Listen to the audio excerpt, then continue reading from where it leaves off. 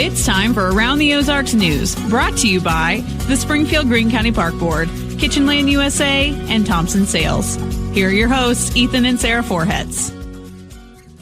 Hello. Happy Thursday. Not Ethan and Sarah again. You've got Blasky and Grace today. Ethan and Sarah are out, so hello, Blasky. Thank you for helping me this morning. Not a problem. Happy to be here. All right. Let's get into some news. We have a tragic story to start out with. Christian County off-duty deputy Mike Adams and his wife Ashley were killed in a head-on crash Monday night near Highlandville. The driver, Garrett Cleaver of Webb City, is facing serious charges, including 2 counts of second-degree murder and aggravated fleeing resulting in death. Investigators say that Cleaver is suspected of impaired driving, had previous convictions for vehicular homicide and fleeing authorities. So he has done this before. According to reports, Cleaver was spotted leaving a known drug house with his vehicle's lights off. Deputy Adams tried to stop him, but Cleaver fled, eventually crashing through a fence, disappearing from the deputy's view, only to then crash head-on into Adams's van. Both Mike and Ashley died on the scene while their 4-month-old grandchild remains hospitalized. Our thoughts are with the family because this is like heart-wrenching. Blasky, Absolutely. and you and I are both parents too, so just the grandchild in it all too is just heart-wrenching. So our hearts go out to the families there. Absolutely.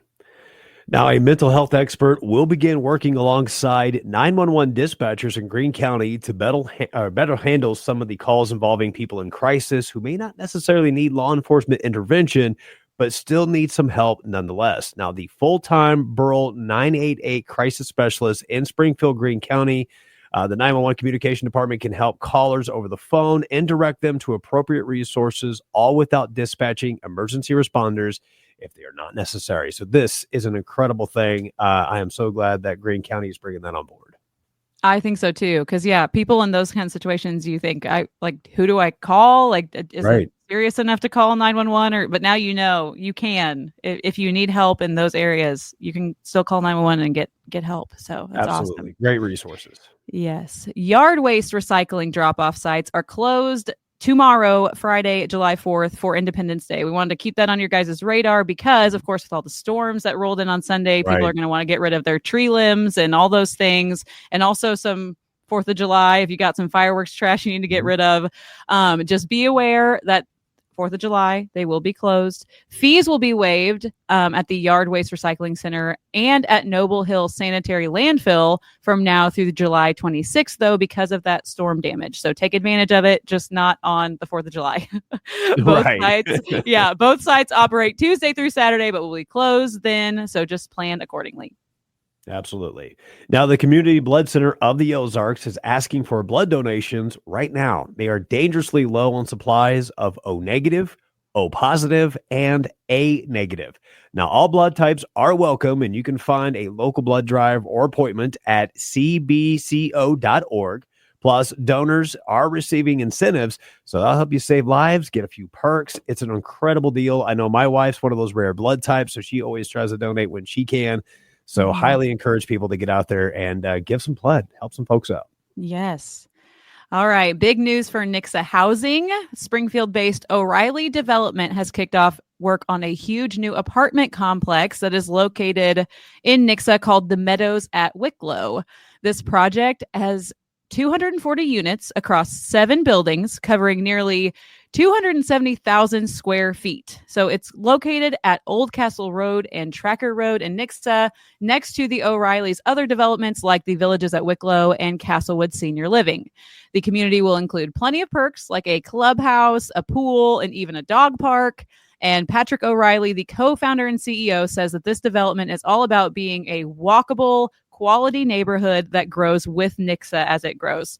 They're aiming to open the first units mid-2026, with full completion expected in 2027. The apartments will be a mix of studios, 1, 2, 3 bedrooms to fit the different needs. So if you're wanting to move out to Nixa or you're wanting to be part of that community, that's something to look out for.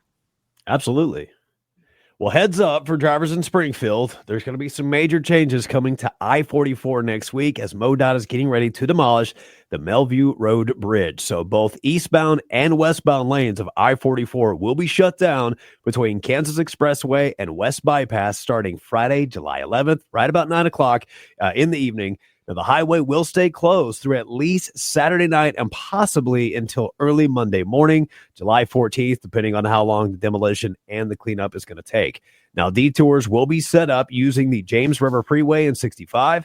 As for the Melview Road Bridge itself, now that closing is going to start Monday, July the 7th. And will stay closed up to 140 days while crews are going to be rebuilding it. So drivers can detour using West Bypass, Kearney Street, as well as Kansas Expressway and Norton Road. Now, this is all part of MoDOT's Forward 44 project, which aims to upgrade key sections of I-44 across the state. And don't forget, you can always check out the latest road closures on MoDOT's travel info map. I-44 has been in desperate need of some help, so I'm glad that it's finally happening. We're going to get a few headaches in the process, but I think all in all, hopefully it's going to make that road much easier to travel. Yes. Luckily, they're trying to do this at night over the weekend next weekend. So that's helpful, but just be mindful because it's already hard enough. I try to avoid I-44 right now anyway because they're working on it. So now just definitely avoid it for that time being because it'll be even worse if you try to go through that weekend. So absolutely. All right. Community Partnership of the Ozarks is putting on their annual Big Rig Night, and it's less than 1 week away. So Tuesday, July 8th from 5:30 to 7:30 p.m. at the Battlefield Mall in their north parking lot. You're going to be able to climb inside real big rigs. There's usually fire trucks out there and trash trucks. Literally all the trucks you could think of are usually there, and you can flash the lights, honk the horns, all the things, and it is 100% free. So I've taken my boys to this before, and it is so much fun. And watching their eyes light up, it's just, it's worth it to go. Get in and do it? Can we turn on the lights and they do all might, that too? They might judge you a little bit, but I'm sure they'd let you. I'll accept it. I'll take it. I'm fine with that. That's fine. And then tonight, the Branson Landing's 18th annual Liberty Light Up is happening. It is free to the public, and their Liberty Light Up concert is going to feature Damsel, the Dirty Saints, and will be following an amazing choreographed fireworks display that's going to go down right around 9:20-ish. That's going to fill the skies over Lake Taneycomo. It's going to be an incredible show. Now, tomorrow, on behalf of 105.1 The Bull, Corbin and myself, we're going to be out at Marshfield. We're going to be as part of the Marshfield Parade. That is going to kick off at 10 a.m. Come on by and check it out. There's going to be a series of different events that are going to be going on throughout the day. I believe there's going to be a reading of the Declaration of Independence. There's a watermelon eating contest. Quite a bit going on out at Marshfield this weekend. So come on by and join us. It's going to be a great time. Like I said, parade's going to kick off at 10 o'clock. You'll see myself, Corbin, as well as Mike the intern from 104.7 The Cave. We're going to be out there having a great time. And if you're wanting to find some things to do over this holiday weekend, there are a ton of events going on. So just check out the events calendar over at AroundTheOzarks.com. Yes, I love the Marshfield Parade. I think I'm a little bit biased. My aunt lives on that parade route, and she has for since the beginning of time. So every single year, the best seat in the house, right? Yes, that I can remember. We go and we just camp out basically in her front yard, and it is the best experience. So if you haven't been to the Marshfield Parade, I highly recommend it. It is so much fun. Last year was my first year. I had a ton of fun at it. It was great. The turnout was huge, and I think the weather this week is supposed to be a little nicer than it was last year. Mm-hmm. So I expect the turnout's going to be even bigger. So come on by and check it out. Yes, it's going to be so awesome. So before we wrap up this Thursday, I want to let you guys all know that for the holiday tomorrow, there will be no episodes. So make sure that you enjoy your day off. And also next week's going to be a little bit different because for the first time in the 3 years that we've had Around the Ozarks News, Ethan and Sarah and myself will all be out of town at the same time. So next week won't be exactly what you're used to, but at the same time, we will have plenty of surprises for you on our ATO Facebook page. So make sure you're watching. And also, of course, the lovely Abby Dyer is still going to be doing her weather all week next week. So make sure you still listen in and interact with her. And other than that, I hope you guys have a fantastic 4th of July. All right. See you later.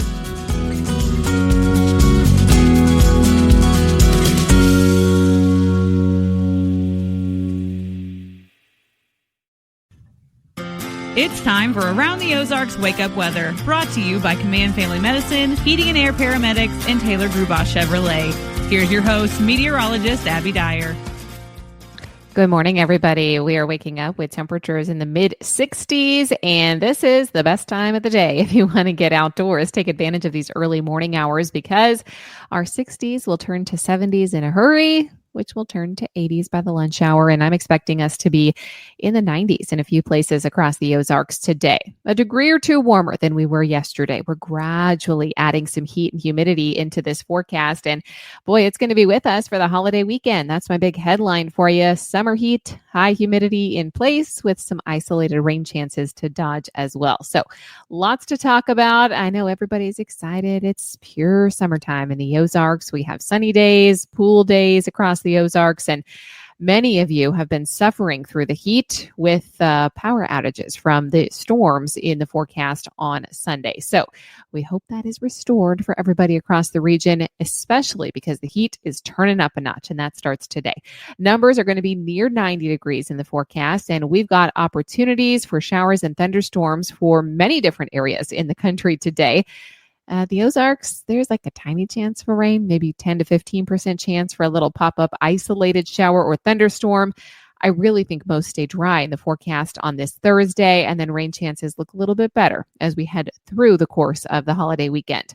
Slightly above average temperatures today with numbers maybe touching 90 degrees, feeling more like 95 to 100 here in Springfield. Humidity returns also in this forecast. That's going to contribute to the high heat index values. And it will be slightly warmer across most communities today with mostly sunny skies sticking around. So a good day for the pool or the lake, but if you have to do yard work or something, it could be a bit strenuous. Make sure you're using all those heat safety rules, taking caution, and drinking plenty of water. Isolated storm chances are in the forecast on Friday and Saturday as well. It's only about a 20% chance for some rain and storms, but still, with the 4th, you'll want to make sure you have a backup plan. If you're heading to any area of firework displays, just make sure you check the radar before you head out. Bring an umbrella just in case. I don't think it's going to be washout type activity, but we will have some showers and thunderstorms that we have to dodge in the forecast by the time the 4th rolls around.